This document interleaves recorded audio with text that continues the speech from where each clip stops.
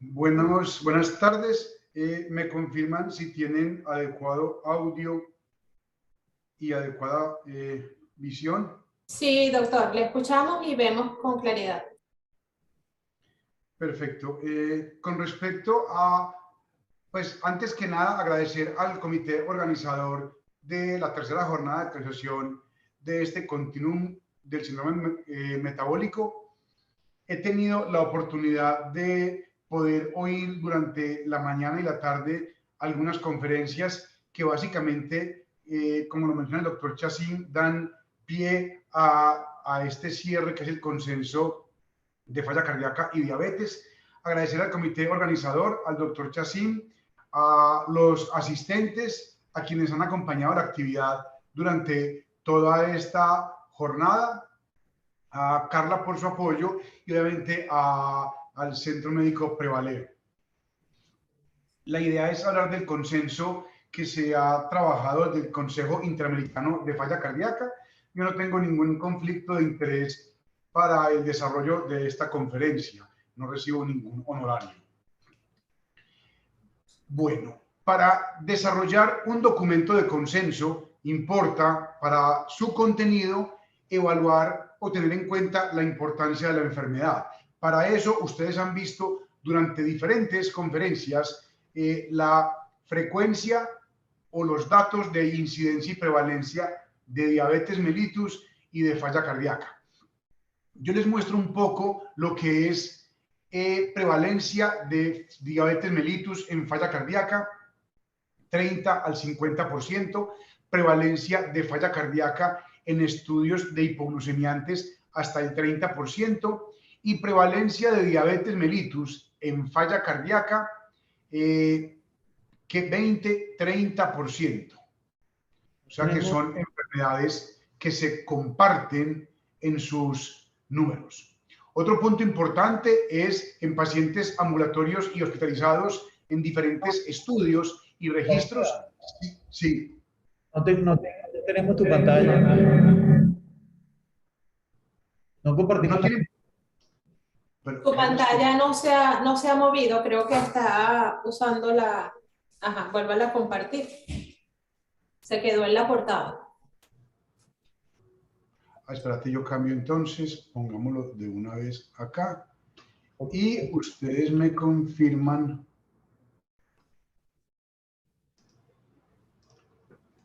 Me confirman si ahí sí se mueve. Sí. Ahora sí. Perfecto.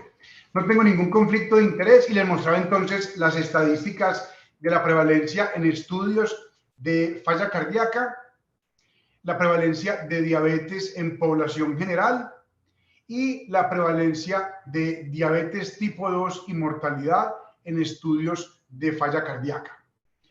Con estos datos que yo paso rápidamente, vemos que los datos epidemiológicos se comparten en forma muy importante. De otro punto a tener en cuenta es que no es solamente que si tengo más diabetes tengo más falla cardíaca, si tengo falla cardíaca tengo peor diabetes mellitus. Es entender que la presencia de la comorbilidad de falla cardíaca en pacientes con o sin diabetes mellitus va a marcar el curso de estos pacientes. Vemos en la tabla de arriba el riesgo de mortalidad hasta 5 años en pacientes que tienen diagnóstico de enfermedad cardiovascular, cardiopatía isquémica, enfermedad renal, ACV, enfermedad vascular periférica y falla cardíaca. El mayor riesgo de mortalidad está dado por falla cardíaca. Y lo otro es comparando en el que tiene y no tiene diabetes mellitus. Básicamente el curso de estas enfermedades cardiovasculares es peor que en el paciente que no tiene diabetes mellitus. Entonces es un factor asociado, la diabetes mellitus y la falla cardíaca para mortalidad. En las diferentes conferencias que habíamos visto se menciona entonces la pandemia, que es la diabetes mellitus, una incidencia muy alta de más de 1,5 millones de casos por año, una prevalencia que sigue en aumento Y, por ejemplo, en la conferencia que hablaba el doctor Efraín Gómez, básicamente saber que no hay diabético de alto riesgo, no existe un diabético de bajo riesgo, sino que si lo encontramos es porque está mal estudiado o mal evaluado. Vean ustedes cómo la población diabética en el 2040 va a ser el equivalente al tercer país más poblado del mundo, 640 millones de habitantes. En el documento de consenso, nosotros tenemos el reporte de la prevalencia de acuerdo al IDF para el 2019 y esto habla para nuestro país 8% de prevalencia. Si ustedes miran en general es de 6 a 10%. Para Venezuela es 6.6 y datos muy elevados como México, Puerto Rico, donde sabemos que hay bastante obesidad, pero en general 6 a 10%. Para insuficiencia cardíaca es un poco menos que para diabetes, 1 millón de casos anualmente, la prevalencia es 2.5, pero se comporta igual como una pandemia, teniendo en cuenta de lo que hablamos en esas actividades, en el continuo cardiovascular, el punto final es falla cardíaca, de enfermedad coronaria, de hipertensión, de diabetes y de otras enfermedades no transmisibles que tienen gran prevalencia como cáncer. El paciente finalmente se muere de falla cardíaca. Hay diferentes factores de riesgo como raza, obesidad, presión arterial. Vean, por ejemplo, el reportado para 2010 y 2030, cómo, teniendo en cuenta la edad, la proyección de falla cardíaca va aumentando para 2030 en forma considerable, partiendo del año 2020 para todos los grupos poblacionales. Y esto es mucho mayor en pacientes diabéticos, independiente de la edad. Es importante tener en cuenta que existen factores de riesgo modificables que explican el 50% de las causas de la principal causa de muerte a nivel global, que es la falla cardíaca, que es el estadio final de la enfermedad cardiovascular. ¿Modificables por qué? Riesgo elevado de enfermedad coronaria y de diabetes mellitus, modificables totalmente. Hipertensión arterial y obesidad, y ni qué decir del tabaquismo. Factores como raza y estilo de vida. Y si ustedes evalúan, estos mismos factores de riesgo tienen que ver con el desarrollo de diabetes mellitus. Vamos viendo entonces cómo mientras más predisponemos a diabetes mellitus, vamos a tener más falla cardíaca durante el curso de la evolución de la enfermedad. El paciente con diabetes mellitus vimos que eran 30 o 40% de la población. Estos pacientes tienen más riesgo de hospitalizarse, más riesgo de morir. Y uno de los puntos críticos del paciente con falla cardíaca, que es lo que también han visto durante las conferencias, es modificar estancia hospitalaria, rehospitalización y mortalidad, que ya se ha logrado con medicamentos que esperamos poder trabajar con entidades científicas y académicas para que entren más temprano que tarde a Venezuela. La incidencia de falla cardíaca tiene que ver también con la severidad o el grado de control de la diabetes mellitus y tiene también que ver con los medicamentos que se utilizan. Sulfonilurias o insulina se asocian a un peor pronóstico en la actualidad que el uso de metformina e ISGLT2. Se ha mencionado entonces el impacto que tiene hemoglobinas glicosiladas fuera de la meta en lo que es la incidencia de falla cardíaca en la línea roja. Y otro punto importante es que los pacientes con falla cardíaca no es solamente falla cardíaca, que sabemos que es más frecuente en los diabéticos. Estos pacientes tienen más enfermedad arterial periférica, más enfermedad arterial coronaria, más eventos cerebrovasculares y más episodios de enfermedad aterosclerótica coronaria inestable o angina inestable. Nosotros hicimos una recopilación de diferentes registros para ver qué tanto tenemos de diabetes a nivel de Latinoamérica. En Colombia, en Argentina, en Sudamérica, en Brasil y en Costa Rica. En general, 60% de la población es de sexo masculino, es una población más joven que la población de Europa y Estados Unidos. Y vean las etiologías. Obviamente la isquémica y la hipertensiva son las principales. Para nosotros, en Latinoamérica, es la isquémica. Pero vean el porcentaje tan alto que no explicamos ni por isquemia, hipertensión o valvular. Y esto tiene que ver con el porcentaje que se ha descrito a nivel mundial, y lo vemos en los registros latinoamericanos, de 30% de estos pacientes tienen diabetes mellitus. 30% tienen diabetes mellitus diagnosticada, que es un factor de riesgo para falla y para progresión de falla cardíaca. Hablando entonces de diabetes y de falla cardíaca, hay una fisiopatología que me explica la cardiomiopatía diabética, que es paciente con falla cardíaca en ausencia de hipertensión, enfermedad coronaria y enfermedad valvular. Estos mecanismos,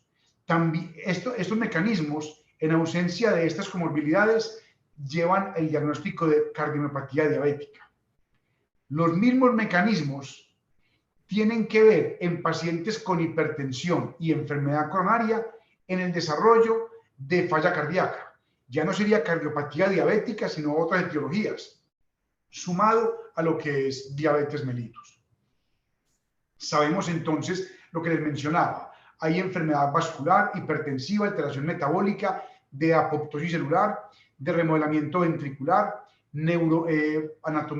autonómico y activación del sistema renina-angiotensina-aldosterona. Esto me lleva a falla cardíaca, solo a través de diabetes o de otros factores de riesgo como hipertensión y aterosclerosis, con cambios a nivel de la reología vascular, de la dinámica vascular, de la adiposidad, función renal e inflamación, que va a producir una alteración del metabolismo que va a llevar a más falla cardíaca y a más diabetes. Aparecen diferentes ensayos clínicos que, teniendo en cuenta la recomendación europea y americana de que estudios de diabetes positivos son los que controlan el azúcar, pero que además, ustedes ven acá, modifican riesgo cardiovascular. Y es cuando empezaron a aparecer los desenlaces positivos de GLP-1 y SGLT2 y de PP4, 2013, modificando muerte cardiovascular, muerte por todas las causas, infarto y ACV. Y estudios tan importantes y tan impactantes que hemos visto ahora con empagliflozina, canagliflozina, dapagliflozina, que ustedes ven acá, donde han modificado en forma importante la hospitalización por falla cardíaca y la muerte por todas las causas, cuando otros medicamentos en estudios previos solamente lograban modificar el perfil metabólico y desenlaces para algunas moléculas para muerte cardiovascular o hospitalización, pero no tan dramático como para los ISGLT2, para eventos cardiovasculares y hospitalización por falla cardíaca. Y entro entonces en el espacio que el doctor Chacín y ustedes nos han permitido brindar, y es contarles qué estamos haciendo dentro del Consejo Interamericano de Falla Cardíaca, puntualmente para el desarrollo de un documento de consenso para el manejo de diabetes y falla cardíaca, donde pudimos contar con el colega y amigo, el moderador, el doctor Chacín, además de especialistas de Panamá, Colombia, Honduras, Costa Rica, Paraguay, Ecuador, Perú, Nicaragua y México. El documento de consenso lo coordinamos Alexander Romero y yo, y el contenido de 30 páginas de extensión, si ustedes revisan, es 80 referencias bibliográficas, donde hemos querido consolidar lo más importante de cada uno de estos aspectos. En este momento, la introducción al documento básicamente habla de posicionar la falla cardíaca como un problema de salud pública en todo el mundo, no solamente en Colombia y Venezuela, sino en todo el mundo. Esto va de la mano de la progresión de los factores de riesgo, la progresión de la enfermedad cardiovascular Y un punto que será muy interesante discutir, que no utilizamos los medicamentos que tenemos. No tenemos ISGLT2, sí es un gran problema, pero estoy seguro que todos los pacientes no tienen antialdosterónico, beta bloqueador, IECA, ARA2 o ARNI. Y nos quejamos porque no tenemos ISGLT2. Y cuando llegue Vericiguat, también nos quejaremos y no están con tripleterapia. Y cuando llegue Omecamtiv Mecarbil, lo mismo. Tenemos 3 medicamentos y no los usamos.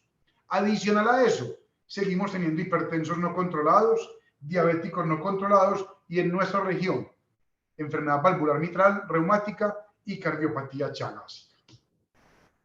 Y la diabetes mellitus, que si bien la falla es un problema de salud pública, no deja de serlo la diabetes mellitus. Y es otra de las tantas epidemias que, a diferencia del SARS-CoV-2, que solamente duró 2 años, estas 2 pandemias, falla cardíaca y diabetes o enfermedad cardiovascular, llevan más de 40 años. La progresión entonces de falla cardíaca existe el desarrollo de falla cardíaca a partir de diabetes mellitus. Vimos cómo se puede presentar solamente como cardiopatía diabética o como un factor agravante en presencia de enfermedad coronaria o hipertensión arterial. Y lo otro es que hay más diabetes mellitus en pacientes con falla cardíaca, y lo otro es que estos pacientes presentan un peor curso de la falla cardíaca.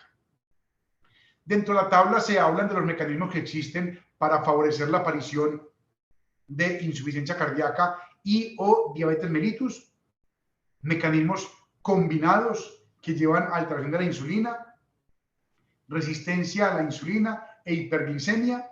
Se habla también de los cambios metabólicos que llevan a alteraciones metabólicas continuas y persistentes, partiendo de obesidad, edad y pasando por otros marcadores importantes como sedentarismo, inflamación, hipoperfusión, remodelamiento y demás. Dentro del documento de consenso se hace la revisión de los estudios clínicos más importantes para los diferentes grupos farmacológicos disponibles en la actualidad para el manejo de la diabetes en el contexto del paciente con insuficiencia cardíaca, haciendo un énfasis especial con inhibidores de SGLT2, con la gran cantidad de estudios clínicos que hay en la actualidad, específicamente asociados a dapagliflozina y empagliflozina en falla reducida y falla preservada. Y se habla también del manejo de la falla cardíaca en el paciente diabético, donde además de los medicamentos que se han descrito que modifican el curso de la enfermedad, aparecen los ISGLT2 como un pilar fundamental, teniendo en cuenta las diferentes guías internacionales. Como conclusión, doctores, doctoras y asistentes, la recomendación final del documento, una vez se publique, va a ser el uso de ISGLT2 en los pacientes con insuficiencia cardíaca. Como medicamento complementario puede ser la metformina, pero inicialmente ISGLT2. Considerar adicionar en caso de ser necesario GLP-1, los análogos o la insulina, pero no se recomiendan los DPP-4, sulfonilurias ni tiazonidionas para el manejo del paciente con diabetes mellitus y con falla cardíaca. Nosotros describimos que hay una incidencia y prevalencia en aumento en pacientes diabéticos y en pacientes con falla cardíaca. La diabetes mellitus produce falla cardíaca, la diabetes mellitus empeora la falla cardíaca, y documentos como guías y consensos esperamos que favorezcan que a nivel latinoamericano, a nivel interamericano, podamos trabajar para que con las políticas de salud, con las sociedades científicas, tengamos un mayor acceso a las terapias médicas óptimas. No quisiera terminar sin antes darles 3 mensajes importantes. El Consejo Interamericano está haciendo un registro de todo el continente, donde ya tenemos al día de hoy 200 pacientes, tenemos instituciones de 12 países del continente.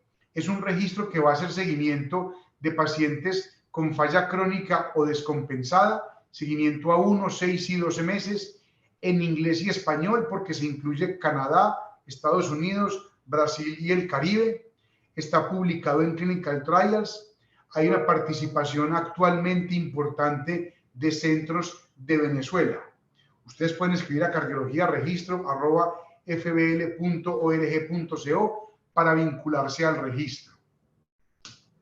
Hay un curso online de falla cardíaca gratis, falla crónica, falla avanzada y tópicos de interés, 36 charlas dirigido a todo el profesional de la salud. Pueden ver una o 36 charlas, tienen un certificado avalado por las sociedades científicas de todos los países. Ese es el código de acceso para este evento, que es gratis. Y tiene una duración de 14 horas. Y finalmente, quisiera invitarlos a que nos acompañen en esta es la información actualizada. Este es el logo para acceder, la clave, perdón. Y finalmente, para los que puedan en forma presencial o si no en forma virtual, nos vemos en Buenos Aires, 10 y 11 de noviembre de este año, para el 5º Congreso Interamericano de Falla Cardíaca e Hipertensión Pulmonar. Ustedes pueden encontrar más información en esta dirección de correo electrónico, que la hacemos con la Sociedad Argentina y Federación Argentina en el marco de sus eventos de falla cardíaca. Nuevamente les reitero a ustedes el enorme placer y honor de haber participado en esta actividad académica. Esperamos que este documento, que debe salir publicado en este semestre, sea de utilidad y se va a sumar a otros consensos que desde el Consejo Interamericano de Falla Cardíaca vamos a sacar sobre esta y otras diferentes patologías y temas relacionados con falla cardíaca, trasplante e hipertensión pulmonar. Muchísimas gracias.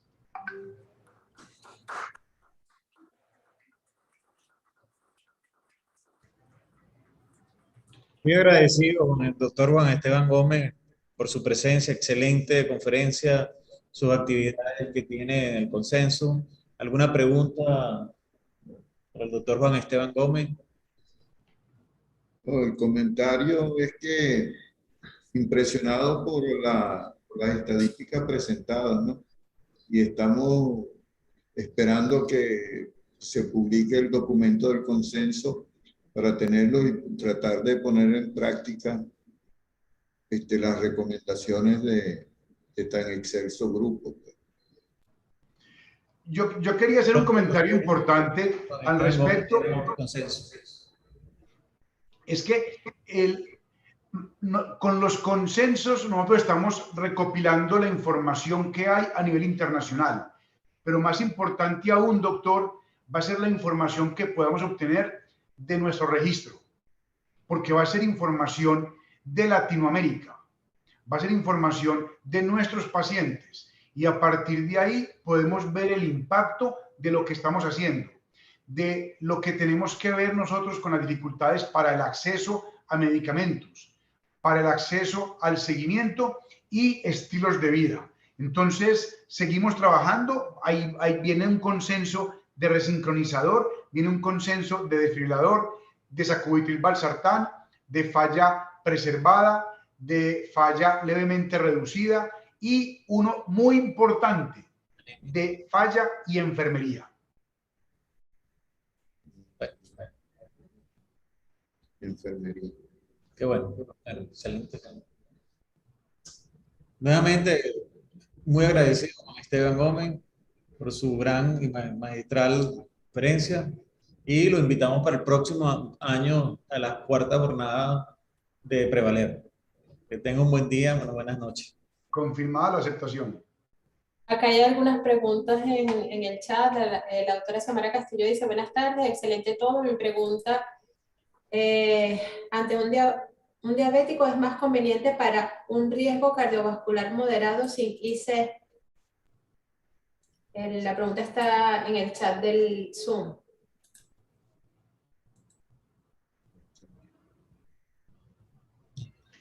Metformina o ISGLT2. Es para el manejo del paciente diabético, metformina o ISGLT2. igual puede también considerar GLP-1, pero hoy sí, este es en el contexto que pregunta la doctora Castillo, sin falla cardíaca, con falla cardíaca de entrada y SGLT2.